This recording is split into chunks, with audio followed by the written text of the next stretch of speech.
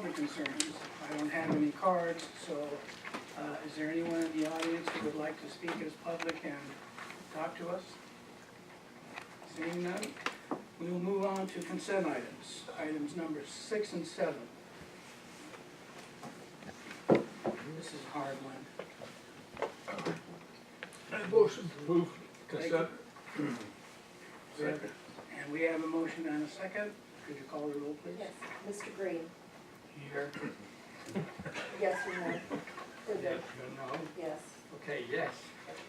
Mr. Ulrich, Yes. Mr. Kaiser, Aye. Mr. Stone, Yes. Mr. That is Curtis, yes. Aye. Mr. Byrd, Yes. and Mr. Baggerly. Yes. We'll move on to action items.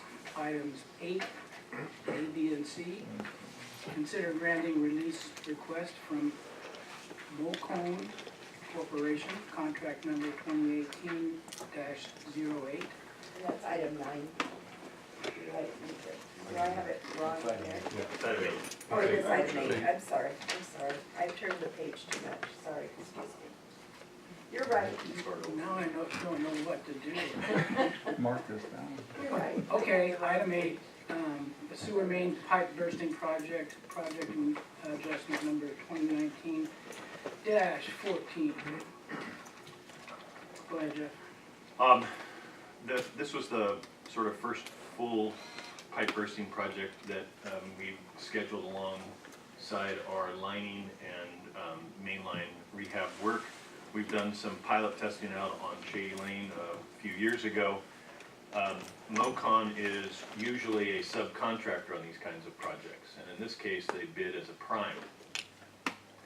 And from the beginning of the paperwork phase of doing the project, it was way behind. Getting contracts approved, getting insurance approved, getting bonds approved, getting a coherent schedule that actually matched the work getting completed, getting submittals in, the type of material to use, the type of fittings to use. From top to bottom, the organization and paperwork project of the project was just horrible. So they were underwater right from the get-go. They were underwater. There was a 40 working day contract. On working day 13, we still didn't have a schedule approved. We still didn't have pipe submittals approved. They actually came down, brought in their equipment. They're from Oregon, have a California license. Obviously, they're legal work in California. They came down from Oregon for the project and were ready to start digging holes in the ground in people's front yards because of where the pipe bursting was. And we put kind of a stop to everything and said, we need to figure out what's going on here. My concern is purely sort of an overall safety and performance of the work. We're going to be digging holes. Pipe bursting is different from lining. When you line, you pop the manhole, you do all the work from the manholes, you close up the manhole when you're done and everything's fine. When you do pipe bursting, in order to get the pipe in the trench down deep, you dig a trench about as wide as the sewer trench and maybe up to 25 or 30 feet long, cover it with steel plates. You pull off the plates and then you sort of insert this pipe through the pipe and you burst out the host pipe.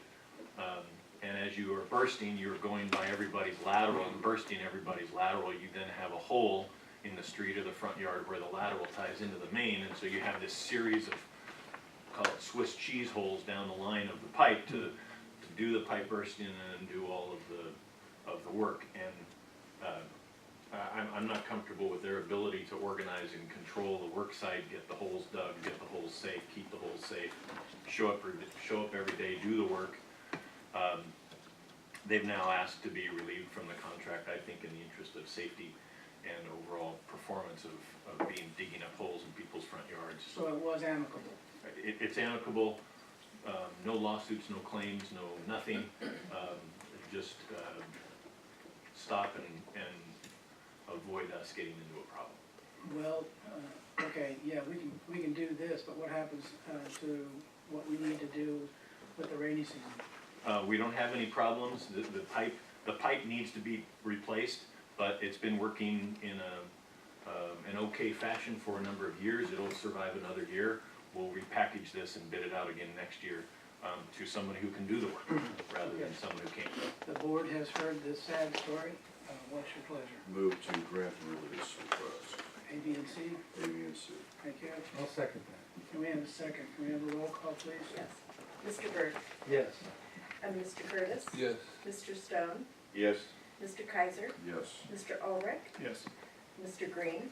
Yes. Mr. Baggerly? Yes. We'll move on to item 9, proposed ordinance number OVSD-79.2, amending the Ojai Valley Sanitary District Code of Regulations to extend a temporary moratorium on permitting, bless you, secondary or accessory dwelling units. This is for about a month, right? Yes, we have scheduled a ordinance committee meeting for, I believe it's the 30th, next week. This year passed, and a number of bills that had been anticipated relating to second units, accessory dwelling units, did not get passed or signed by the legislature and the governor. We've drafted up some language with some points that we need to go over with the ordinance committee to finalize this. So this is a short extension while we meet with the committee and then bring it back. I think it'll come back to the board first reading of the ADU ordinance in November with some discussion for the whole board and decisions to finish this thing out and close. Thank you. Robert, think that's enough time for you? Yes, as a matter of fact, I have drafts of revised sections of the code of regulations I'm gonna share with Jeff afterwards, and so we're on target. Good, thank you. Pleasure of the board. Do you need to read the, in Yes, in the Yes. title only? Yeah. Steve? You know, we could wait till public comment, you need to open the hearing. Oh, this is a public hearing, okay. It's a hearing. Steve, would you mind waiting? Not at It's a public hearing. All right, I'm going to open, you need to read it first? Well, you read it already, I guess. Not very well. You want me to? Okay. Yeah, Well, I'll read I it. want your You sonora want me to read it? voice on the tape. Okay, all right. Okay, I'll read the ordinance OVSD 79.1 by title only. An ordinance amending the Ojai Valley Sanitary District Code of Regulations to extend a temporary moratorium on permitting secondary or accessory dwelling units. Thank you, very well done. Thank you. Is that point 1 or point 2? Point 2, I'm sorry, it's point 2. You're right, it's point 2. Okay. 79.2. That's correct. Maybe it wasn't quite so perfect. See, it wasn't quite so perfect. Okay. Okay, we're gonna open up the public hearing at 6:10. Are there any written communications from the public on No. this issue? We have not received any. Okay. Public comment. Now your turn. Thank you, sir. Steve Quillisi, West Eucalyptus Street in Ojai. I presume this extension is because the writing's just about done, but I think there's another extension coming, because if you do the first reading of this at the end of November, it takes a second reading to pass the ordinance, right? I believe so. I'm not And that sure means about you'll that. need another extension. Robert, do you think we need another reading, second reading? No, I don't think I so, don't think because so. we're in the process of the amendment, so it's not gonna take effect until you answer it anyway, so. Right. It's okay, Steve. Okay? Oh, well, thank you for that. Russ? Question, is this an amendment to an existing ordinance that's in place? Yes, yes, it's an extension. I think it takes 2 readings. Well, if you know, if you want to duke it out with Robert,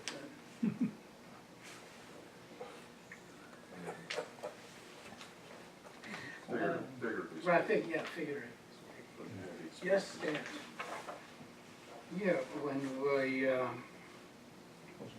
when this issue began to arise,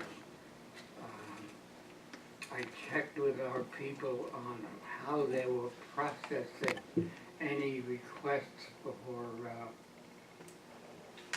permits or legalizing attachments to the sewer system. what I was told was that if this was non-food preparation, that they were gonna be processing requests for connection. And I passed that on to people who asked me that. And I don't know if this has an effect on that, or doesn't have an effect on that. And I don't know what to tell the people who have already gone ahead. Since this moratorium went into effect, and actually slightly before the actual legal moratorium went into effect, we have not been doing any issuance of permits on ADUs, second units. We have not been doing any investigations, we've not been doing any enforcement actions. And so anybody who is looking for a second unit, ADU specifically, they can't, we're not providing them any permits or any approvals. So all of those cases have put on hold. I think I said at the last meeting we talked about this, there's about 40 or so properties that were in some sort of process, had already applied, had already come to us and talked to us. And then we've become aware of maybe another 30 or so after the moratorium took effect. So there's about 70 or so properties. We have a list. We're not doing anything on those or making any approvals or any inspections or anything. And so all of that, upon approval of the final language as it relates to ADUs, will have to be restarted, and all of those will have to be considered on a case-by-case basis. But we're not doing anything on second units or any kind of sort of permitting. Well, what happens to people who were told what the rules were and operated under those rules and maybe rented it or something? Are we telling them now that what we told them wasn't true? No, we didn't tell them anything. A few people have pushed the issue with us and wanted something formally in writing from us. And so we have provided them a letter that says, we're doing nothing, you're under moratorium, but here is our current code as it stands today. A number of people have gone ahead and built new units, gotten building permits either from the county or the city, that's not our purview, have gotten building permits, built units, occupied units, and still have not gotten a permit from us either to connect to the system or not connect to the system. As the language works out, some of these units may have to pay connection fees after the fact, some of them may not, depending upon the way the ordinance language actually gets written and the particular nuances of each of the individual property cases. So we haven't told anybody that they're okay and that they might be not okay after the fact, nor have we told anybody definitively that they're not okay beforehand. We have said we're completely mum on whether somebody's okay or not okay, and it's at their risk if they want to go forward with whatever they want to do. How do they deal with it if they've already made commitments to other people based on the way we were interpreting Well, we have. our own regulations? We haven't talked to anybody about commitments they may or may not have made to a third party for whatever reason. All we have told them is, if you want to build a second unit, there are some rules that may apply to you. If you want to occupy a second unit, then there's some rules that may apply to you. But we don't get into what somebody is doing with the property. All we get into is, are you building it, and does it meet our regulations in terms of a structure or not a structure? And all of that is on hold. We have not made any commitments to anybody about something's okay or not okay or good or bad or anything. It's we're on hold. We're not making any commitments to anybody. And like I said, there's 70 people in that list. We would I have, think, Stan, I'm sorry, but we're way off target here for the topic. Are we? Yeah, we are. We're not debating the validity of anything other than the extension of time for this moratorium so that Robert can finish the language and bring it back to me. No, but you've got people who were given information, and this sounds like we've changed our mind in the middle of the process. We haven't done anything yet. That's what we're waiting for, is the language to come back so that it makes it clear to this board whether one ADU or granny flat or whatever you wanna call it pays or doesn't pay. So, this is, there is one question I have, and I wanna cut off everything after that. It was my understanding that you couldn't get a building permit if you didn't have sewer. That's not true, apparently. There are plenty of New rules? there are plenty of building permits that have been issued without any, some of them have come to us and gotten we can't give you a piece of paper and still gotten a permit. Some people haven't even bothered to come to us. In some cases, the local agencies aren't even requiring somebody to come to us. There is an interesting, and I'll just say this because it's an interesting problem that we're gonna have to deal with, and that is the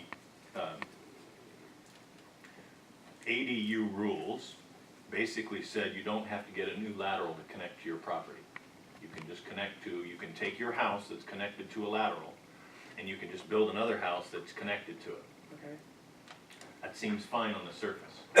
We have some situations where that existing lateral doesn't meet slope and size requirements to pass the number of plumbing fixtures from the now combined two houses. And we have some situations where two properties share a same lateral, and both of those two properties now want to add an ADU. So you now have 4 units connected to one substandard sized lateral, both in diameter and in slope. Which is going to lead to septic lateral. We're going to have a major problem because people by right are going to be able to build an ADU, and the law says you don't have to do anything with your lateral, but we also have substandard laterals that are too small in diameter and too flat to pass the flow that is combined from now the 1+1, or in some cases the 2+2. So there are some pretty big headaches coming for people that have had added units or want to add second units. So I'll just add that. Thank you. Pete? Yeah, quickly, Jeff, just so there's full transparency here, which particular agencies are providing these approvals for this to happen? Both the city and the county are both issuing building permits without coming to us in certain circumstances. Is there any dialogue to attempt to rectify this? We have talked to them in the past, and it doesn't seem like they want to involve us in their decisions to issue permits. So then, basically, the property owner is gonna be under, some type of potential problem in the future they're gonna have to take care of under their own cost then, correct? Right, no, we're gonna have some headaches of people that were issued blindly building permits to issue something, and we're gonna come along after the fact and say, hey, but there's this major substandard issue with a lateral being too small in diameter. Let's put this on the agenda for discussion. It'll come up when it comes up to the full board, but yeah, there are some issues. This is crazy. Okay, we have the ordinance, Bill, did you want to speak to it? Notwithstanding some of the particulars in my experience with change, is it's always a bumpy road, never goes smooth, and the issues that you brought up are absolutely possible and potential. I don't see as the be-all, end-all, or the larger portion of the issue that undergirds or underlies the change. But my concern with this particular moratorium extension is Section 2, the Declaration of Urgency, and some of the language in it. In particular, it seems that a couple of these clauses, or sections, subsections, seem to be contradictory.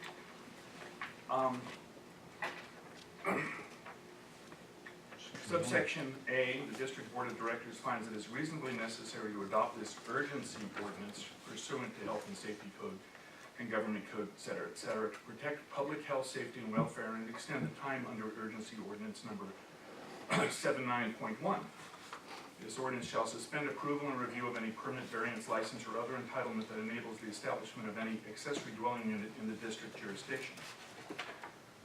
B, the District Board of Directors further finds the following conditions exist which require immediate preservation of the public health, safety, and welfare through a moratorium ordinance. Then you go down to C, subsection C, and the District Board of Directors concludes that issuing or approving permits, licenses, variances, or other entitlement to establish or operate an ADU in this district jurisdiction poses a current and immediate threat to public health, safety, and welfare. Therefore, the extension of this temporary moratorium on the review and approval of, and issuance of such permits, licenses, variances, and other entitlements is necessary. If you go back to A, you're looking at protecting public health, safety, and welfare. And then if you look at C, we're finding that the issuance of permits is contrary to, and as a current and immediate threat to public health, safety, and welfare. That if that doesn't seem outright contradictory, I would say that there's an element of a lack of transparency as to purpose. And it's a rather cynical approach to not only the initial moratorium and the moratorium extension, but this third pass. At this point, this resolution, this ordinance on its face is not based in fact, and its purpose is contradictory. And I cannot see how we can support it. Thank you, Bill. Thank you. Stan? Yeah, I guess the question would be if people have taken action based on previous interpretation, what is the appeal process? In other words, somebody says, you know, you went ahead and you did something based on word that you got from somebody representing the district or whatever.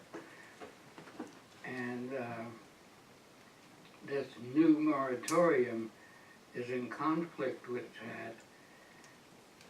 Who would they go to say, let me interpret what's going on so that you, the homeowner or whatever, are not sitting out there unknowing whether or not they're violating some rules or permits, regulations. It doesn't seem clear that there's a way for the aggrieved party or whatever to get a hearing, or it just says, you know, you just got. Well, what's the basis of that if I'm already committed to some agreements or interpretations that I've been given before? What do I do now? Who do I go to get a real reading?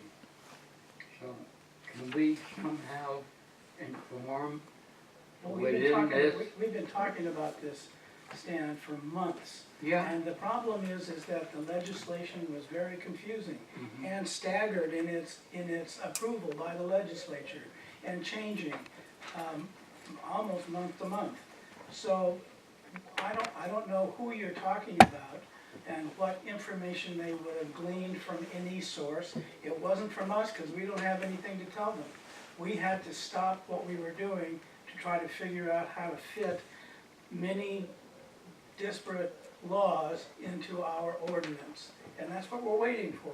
It's as simple as that. When we get the ordinance language back, we'll know what to tell people. But if we've already told people based on... We didn't tell them anything, Stan. We didn't have anything to tell them. Okay, so if there is a misinterpretation or somebody says, well, whatever we told you or whatever you heard isn't right, who do they go to get a reading as to where they are legally and the process? I don't know, I would certainly hope they didn't go back to the original source, because they were wrong from the beginning. The original source. Yeah, whoever they are, or somebody, or, you know, you've been using a lot of words that don't really say anything. Of course, I remember when this came up, I went to the people who were enforcing our regulations on additional dwelling units. And we were saying, if you do not, and I use those words, I guess, and so did they, if you are not providing process or equipment or anything to prepare food, that this didn't apply. Isn't that apples and oranges with Well, difference between? there's a couple of things at play here, and I think I'll say something and then we need to cut it off.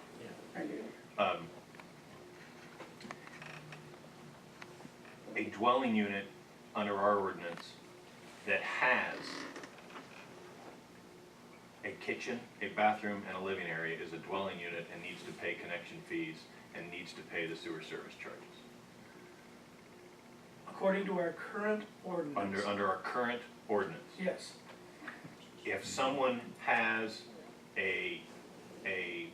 some sort of unit and they would like a determination of what that is, they would come to us, we would write them, we would do an inspection, we would write them a letter and says, this space, whatever that is, a garage conversion, part of a house, whatever else, either A, meets that definition or does not.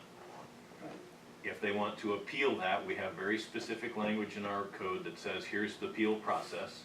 You come first to the general manager, you get a general manager's ruling from that meeting. If you disagree, you have the full administrative right to then appeal that decision to the full board for determination. We've had a few of those over the years. And so there is a very defined appeal process and administrative review process for the district. What has completely stopped during this moratorium is any and all inspections and any and all determinations of what a space may be or not be, because there are some new rules from the state that sort of change or modify potentially our existing ordinance in some way. So there was a process for somebody who had a space that says, is this a dwelling unit or not? And there was an appeals process for that. The moratorium has stopped that, and we have not told anybody, well, this is a unit, but under the new ordinance it's not, or it's not a unit, or the new ordinance it will be. We have done none of that. We have not done any inspections or any determinations of what a space is or is not over the past 12 months.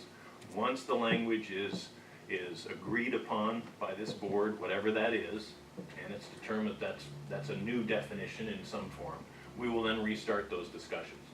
There is the case, potentially, of someone who has a space that's done something to it over the years that may have been one thing and now is something else.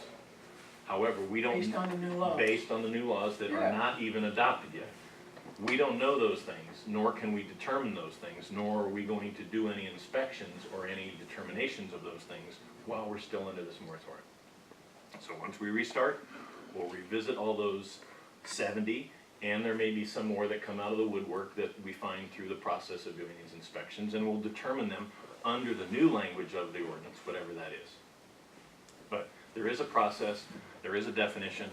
Both of those have been put on hold during this moratorium. They'll restart, anticipated late this year. Okay. Okay, so is it, Excuse me, so, to my view, this agency has gone from 2017, possibly being in conflict with state law in charging connection fees, and now in 2018, we may be further in conflict with state law by not granting permits that are part of the charter. So, at this point, we've gone from, and once again, it's still in evolution.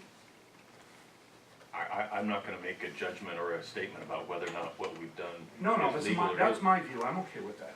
You don't have to agree, Jeff, I'm just simply saying, so at this point, we're still in evolution because we're not sure where we are relative to state law. No, that's not true. We have consistently stated that we will follow state law, but we need our attorney You to got a draft the moratorium on language. permits. You're, you know, Yes. under an urgency ordinance when there isn't any urgency. Yes, there is. We don't To know protect the how public. to, yes. we Health do. and welfare. You're not issuing ordinances, permits. That's right, Yeah, and that's protecting the public. yes, so that we can do it right, and we don't, Okay. and we don't put the district in jeopardy. The district in jeopardy. Well, what about the public welfare and health and safety? That's all over this ordinance that we're looking at right now. And now we're talking about the district. So it's one or the other, apparently. No, they're inseparable. Well, gee, I see the conflict. I see a contradiction. I see several contradictions, but that's just my opinion. Thank Okay. you. Thanks. Okay. We are, Are you we're we at need to four. close Fine. the, Yeah. We're gonna close the public hearing at this time. What time is it? 6:32. 6:32. 6:32. okay. And then you've already had discussion by the board. And the board has generally discussed, is there any I've more? given it time. Huh? You concur? Good, thank you. Thanks, Jeff. We need that kind of backup, we really do. Does the board wish to discuss this any further? I just had a quick question. I doubt that we're all that unique in the way of a special district that's experiencing the same situation right now. Are you familiar with any other districts that are undergoing the similar type of trials and tribulations and consideration of public health and safety, et cetera? I can't speak for every special district throughout the state, but I can tell you that the vast majority of them are more confused and more behind than we are, and most of them are doing absolutely nothing. They're not doing urgency ordinances or trying to solve the problem or come up with language, they're just doing nothing. And so, I think in some ways, our efforts to accurately define what the state law says and is, and how it affects our ordinances and how it affects our ability to perform our responsibilities to treat sewage. We're taking a proactive stand and trying to determine how the laws all relate to each other. So I think that it is a very confusing and very problematic law statewide. Special districts throughout the state serve about 2/3 of the sewer customers of the state of California, so this is not something that's just affecting a few small districts here and there. It's really affecting 2/3 of the population of the state. And I'd just like to add to what Jeff said, I completely agree with him that the other jurisdictions that I'm aware of, through the CASA Attorneys Committee, they're doing nothing. I'm talking about very large sewer districts, as large as LA County, and that dwarfs this one by magnitudes of 100. They're doing nothing about this, because they're just as confused